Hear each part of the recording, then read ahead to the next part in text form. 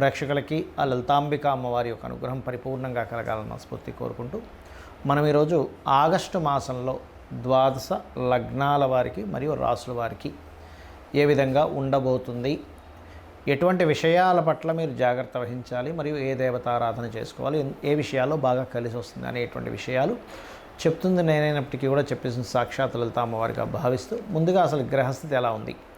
మనకి శని బుధుడు ఇద్దరు వక్రించి ఉన్నారు. ఈ యొక్క బుధుడు ఆగస్టు 11కి వక్రత్యాగం అయిపోతుంది, కానీ శని మాత్రం ఇంకో 4.5 నెలలు వక్రగతిలోనే ఉంటారు, 4 నెలల పాటు. అలాగే రాహు కుంభంలోని, వక్రించిన శని మీనంలోని, అదేవిధంగా గురువు శుక్రుడు మిథున రాశుల్లో, రవి దాదాపుగా ఈ కర్కాటకంలో 17వ తేదీ వరకు ఉండి 17వ తేదీ నుంచి కర్కాటక నుంచి సింహంలోకి మారుతాడు. బుధుడు కర్కాటకంలో ఉండి ఇందాక నేను చెప్పినట్టుగా వక్రించి ఉన్నాడు. బుధుడు 11వ తేదీ వరకు వక్రించి ఉండి 11 తర్వాత స్ట్రైట్ అవుతాడు. అంటే వక్రించి ఉన్నప్పుడు తన ఓన్ హౌస్ మీద తన యొక్క ఎఫెక్ట్ పడుతుంది. కన్యా మనకి సింహంలో కేతు ఉన్నాడు. ఇక ఈ చంద్రుడు కనుక చూసుకుంటే 1వ తేదీ నుంచి కనుక చూసుకుంటే తులారాశి నుంచి మరలా ఒక 12 రాశులు తిరుగుతాడు ఈ నెల, తులారాశి నుంచి మొదలుపెట్టి. మకర లగ్నము, మకర రాశి, మకరం వారికి కనుక చూసుకున్నట్లయితే మీ యొక్క రాస్యాధిపతి అయినటువంటి శని 3వ స్థానంలో ఉండి వక్రించాడు. ఇలా ఎప్పుడైతే 3వ స్థానంలో శని వక్రించడము, 7వ స్థానంలో బుధుడు యొక్క వక్రగతి ఎప్పుడైతే జరిగిందో, బుధుడు వ్యాపారాలకి, పార్ట్నర్షిప్స్కి 7వ స్థానం అనేటువంటిది వివాహ నిర్ణయాలు, వివాహ సంబంధించిన విషయాలు, బంధువర్గాన్ని సూచిస్తుంది. కాబట్టి కొన్ని వివాహ సంబంధించిన విషయంలో ముఖ్యంగా బంధువర్గం వారితో వివాహ సంబంధించిన ప్రయత్నాలు చేసేటువంటి అంశాల్లో కొంత వెనక్కి వెళ్ళడం అనేటువంటి చూపిస్తుంది. మీరు కానీ అవతల వారు కానీ ఇప్పుడే వదిలే తర్వాత చూద్దాం అనేటువంటి మాటలు మీరు బంధువర్గం వారిలో వింటారు. ముఖ్యంగా ఇది వివాహ సంబంధించిన విషయంలో, లేదా పార్ట్నర్షిప్స్, ఏదైనా ఒక కంపెనీ అనుకుంటున్నారు, ఒక ఫ్యాక్టరీ అనుకుంటున్నారు, ఒక బిజినెస్ అనుకుంటున్నారు, పార్ట్నర్స్ వచ్చినట్టే వచ్చి అందులో ముఖ్యంగా బంధువర్గం వారు మేము పెడతాం, ఇన్వెస్ట్మెంట్ చేస్తామని మళ్ళీ ఎందుకో సంశయంతో వెనక్కి వెళ్ళడం ఇటువంటివి సూచిస్తున్నాయి. 2వ స్థానంలో రాహు ఉన్నందుకు కాస్త ఆన్లైన్ త్రూగా మీకు ధనయోగం, ఆన్లైన్ అంటే మళ్ళీ ప్యాకెట్లు, క్యాజినోలు, బెట్టింగ్స్ అనుకోకండి, ఆన్లైన్లో అమ్మేటువంటి వస్తువులకు సంబంధించిన విషయంలో అనుకూలత బాగుంటుంది.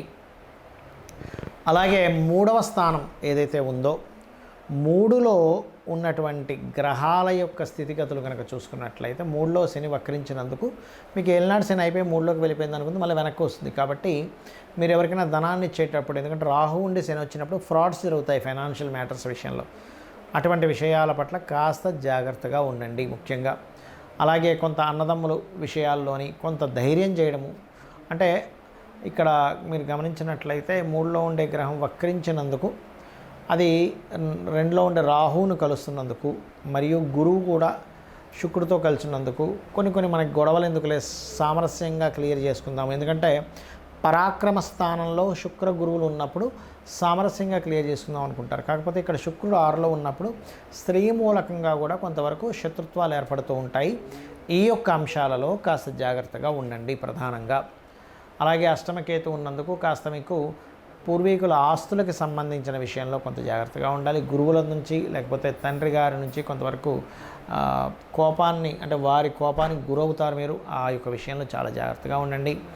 మరియు దశమాధిపతి అయినటువంటి శుక్రుడు 6వ స్థానంలో గురువుతో కలిసి ఉన్నందుకు బ్యాంకింగ్ సెక్టార్స్, అకౌంట్స్ రంగాల్లో ఉండేటువంటి వారికి, టీచింగ్ రంగాల్లో ఉండేటువంటి వారికి, ఏదైనా ట్రైనింగ్ లేనట్లయితే ఆధ్యాత్మిక రంగాల్లో ఉండేటువంటి వారికి మీకు ఉద్యోగ అవకాశాలు చాలా చక్కగా వస్తాయి. తద్వారా మీకు ధనయోగం కూడా ఉంటుంది. మరియు ఇందులో ఏదైనా ఆన్లైన్లో నేర్పించే వాళ్ళు ఉంటారు, కొన్ని అలా ఆన్లైన్లో నేర్పించేటువంటి అంశాలలో కూడా అనుకూలత అనేటువంటిది ఏర్పడుతుంది, గుర్తుపెట్టుకోండి. అలాగే మరొక విషయం ఏంటంటే, ఇక్కడ గమనించినట్లయితే మీకు సంతాన సంబంధించినటువంటి విషయాల్లో కూడా కొంచెం సంతాన ఆరోగ్య విషయంలో కొంచెం జాగ్రత్త తీసుకోవాలి. మరియు ఇష్టపడిన వారిని వివాహం చేసుకునేటువంటి విషయాలు అనుకూలంగా ఉన్నాయి. కాకపోతే 3-4 తేదీలు వ్యాపారంలో అధిక లాభాలు వస్తాయనుకునే విషయాల్లో, పార్ట్నర్షిప్స్తోని, అదేవిధంగా వివాహ నిర్ణయాల విషయాల్లో 3-4 తేదీలు పనికిరావు. మరియు ఇక్కడ 10-11 తేదీలు కూడా మీకు ఈ వివాహము, పార్ట్నర్షిప్స్, సామాజికంగా మీరు ఏదైనా యూట్యూబ్లో ఏదైనా మాట్లాడేటప్పుడు, లేకపోతే మైకులు మనకి స్టేజ్ మీద మాట్లాడేటప్పుడు 3, 4, 10, 11 తేదీలు మకరం వారు కాస్త జాగ్రత్తగా ఉండాలి. జాతక చక్రాన్ని చాలామంది కేవలం గోచార ఫలితాలు మాత్రమే రూల్ చేస్తాయనుకుంటారు. గోచార ఫలితాలు కొంతవరకు రూల్ చేస్తాయి. మిగతా నవగ్రహాలు ఇక్కడ చాలామందికి ఏంటంటే అపోహ, ఏమంటే శనే బాధని ఇస్తాడు అనుకుంటారు. కాదండి, ప్రతి గ్రహము కూడా మనకి చక్కగా మంచి పని చేసి పెడుతుంది, ఇబ్బంది ఇస్తుంది. అంటే ఎలాగా ఇబ్బంది అంటే తన స్వయంగా తన ఇష్టం వచ్చినట్టుగా ఇవ్వడం కాదు, మన కర్మ పూర్వజన్మలో చేసుకున్నటువంటి కర్మ ఆధారంగా ఆ యొక్క ఫలితాలు జరుగుతూ ఉంటాయి, గుర్తుపెట్టుకోండి. అయితే ఇక్కడ మీరు గమనించినట్లయితే ఈ యొక్క గ్రహాలు ఏవైతే ఉన్నాయో ప్రధానంగా మన చూసుకోండి, మనకి నవగ్రహాలు రవి నుంచి కేతువు వరకు ఆ ఉన్న కండిషన్ బట్టి, అంటే ఉదాహరణకి మీరు లైఫ్లో ఎప్పుడు బాగా డిప్రెస్గా ఉంటున్నారు, ఎదగలేకపోతున్నారు అంటే మొట్టమొదటిగా మీ లగ్నాధిపతి ఎవరో గుర్తించండి. లగ్నాధిపతి ఎవరో ఆ యొక్క అధిష్టాన దేవతకి దీపారాధన చేసుకోవడము, లేకపోతే 12 లగ్నాల్లో ఏ లగ్నం అయిందో ఆ గ్రహానికి దీపారాధన చేస్తే ఖచ్చితంగా మీరు పేరు ప్రఖ్యాతులు సంపాదిస్తారు. దాంతోపాటు రవిగ్రహం ఎలా ఉందో చెక్ చేసుకోవాలి. మీకు మీరుగానే చూసేసుకోవచ్చు. ఇది మనమేమి దాని గురించి ఒక పెద్ద లక్షలు వేలు ఖర్చు పెట్టాల్సిన అవసరం లేదు. మీకు మీరుగానే నెట్లో కొడితే మీ లగ్నం ఏంటంటే డేట్ ఆఫ్ బర్త్ టైం కొడితే మీ లగ్నం వచ్చేస్తుంది. మీది పలానా లగ్నము, మీ లగ్నానికి అధిపతి దాని వస్తుంది. అంటే ఇప్పుడు మీకు తెలియదు అనుకోండి, ఉదాహరణకి మేషము అనుకోండి, మేషానికి వృశ్చికానికి కుజుడు, కుజగ్రహం దగ్గర, వృషభానికి తులాకి శుక్రుడు, బుధుడు, మిథునానికి కన్యకి బుధుడు, కర్కాటకానికి చంద్రుడు, సింహానికి రవి, ధనుర్మీన లగ్నాలకి గురువు, రాసైన లగ్నమైన గురువు అవుతాడు. మకరము మరియు కుంభానికి శని. దీంతోపాటు లగ్నంలో ఒకవేళ రాహు కానీ కేతు కానీ ఉంటే వాటికి కూడా చేసుకోవచ్చు. లగ్నంలో ఏదైనా గ్రహం ఉంటే ఆ గ్రహ ఆరాధన, ఆ గ్రహానికి దీపం పెట్టుకుంటే కూడా మీరు లైఫ్లో ఎదుగుతారు. అదేవిధంగా మీ ధనాధిపతి ఎవరు, ఎంతసేపు ఎల్నాడు శని వచ్చిందండి, కాల్సప యోగం ఉందని అందుకే నేను ధనం సంపాదించట్లేదు కాదు, మీకు లక్ష్మీ యోగాలు, ధనయోగాలు ఎంత ఉన్నాయి, ఏ మార్గంలో వెళ్తే మీరు చక్కగా ధనాన్ని సంపాదించి మీ యొక్క జీవితాన్ని ఉద్ధరించుకోగలుగుతారు, పేరు ప్రఖ్యాతులు తెచ్చుకోగలుగుతారు అనేది మీ ధనాధిపతి, పంచమాధిపతి, భాగ్యాధిపతి, లాభాధిపతి, దశమాధిపతి వీటిని చూసుకోవాలి. అంటే వీటిల్లో మీకు ఎలా ఉంది అంటే వ్యాపారంలో బాగుందా లేకపోతే ఉద్యోగంలో బాగుందా అని చెక్ చేసుకోవాలి.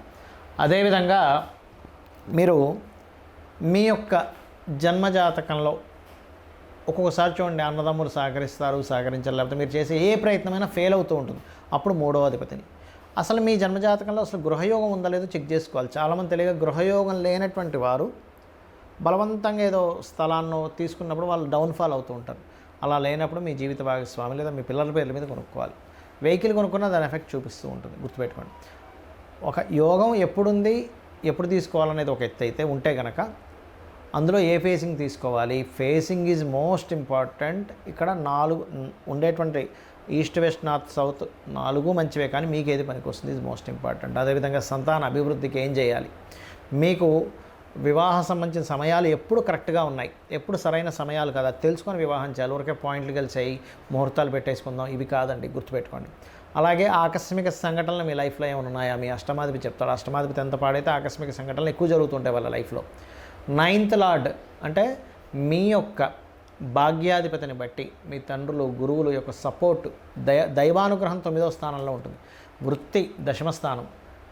ఎక్కడ వృత్తి చేయాలి, ఇక్కడ విదేశాల్లోనో వేరే రాష్ట్రంలోకి వెళ్తే సెట్ అవుతుంది అనేది మీ పర్సనల్ చార్ట్లో ఉంటుంది. అలాగే వ్యాపారం చేయాలా వద్దా, వ్యాపారాల్లో లాభాలు వస్తాయా లేవా, అసలు వ్యాపార యోగం ఉందా లేదా, మీ బుధుడు మీ లాభాధిపతి బట్టి. మీ ఇన్వెస్ట్మెంట్స్ ఏమిటి, మీరు విదేశాలకు వెళ్తారా వెళ్ళరా, తండ్రి యొక్క ఆస్తికి సంబంధించిన విషయాలన్నీ 12వ స్థానంలో ఉంటాయి. అయితే ఇక్కడ మీరు ఒకటే గుర్తుపెట్టుకోండి, మీ జన్మజాతకంలో ఏ మహాదశ ఏ అంతర్దశలు నడుస్తున్నాయి, తద్వారా మీకు ఏ ఫలితం వస్తుందో చూసుకొని, ఒకవేళ మంచి ఫలితం అయితే హ్యాపీగా ఉంటూ, ఒకవేళ ఏదైనా ఇబ్బందికరమైన ఫలితం వస్తున్నప్పుడు ఆ గ్రహానికి సంబంధించిన దానము, ఆ గ్రహానికి సంబంధించిన స్తోత్రము, ఆ గ్రహ అధిష్టాన దేవతకి చక్కగా ఇంట్లో నమస్కారం చేసుకోవడం, దీపం పెట్టుకోవడం చేసుకుంటే సరిపోతుంది. అంతకుమించి మీరేమీ కంగారు పడాల్సిన అవసరం లేదు, భయపడిపోవాల్సిన అవసరం లేదు. కాకపోతే మరీ తీవ్రంగా ఉంటాయి కొంతమందికి, వారి దగ్గర ధనం ఉంటుంది. అలాంటి వారు ఏ హోమమో ఇంట్లో చక్కగా సత్యనారాయణ వ్రతమో, చండీ హోమమో, లేకపోతే గణపతి తర్పణమో, మీకు సుదర్శన హోమం, మీ ఇష్టదేవత 4 డబ్బులు ఉన్నాయని నేను చేయించుకోగలను. కానీ ధనం లేకుండా ఏదో అమ్మో డబ్బులు పెడితేనే కానీ భగవంతుడు కనికరించడు, గ్రహం కనికరించదు అనుకోని మాత్రం ఎప్పుడూ అనుకోకండి. దయచేసి భక్తి ప్రధానము, అమ్మవారికైనా భక్తే ప్రధానం. మీరు 1,00,000 రూపాయలు ఖర్చు పెట్టి పూజ చేసినా భక్తిగా కూర్చోబడితే 1,00,000 కాదు కదా, 10 లక్షలు కాదు కదా, 10 కోట్లు ఖర్చు పెట్టి మీరు పూజ చేసినా అనుగ్రహం ఉండదు. దేవతా అనుగ్రహం భక్తే ప్రధానం. భక్తి, శ్రద్ధ, దేవత ఉందనేటువంటి పూనికతో మీరు ఏదైనా చేయండి, మీ యొక్క తలరాతను మార్చేటువంటి శక్తి అమ్మవారికి ఉంటుంది.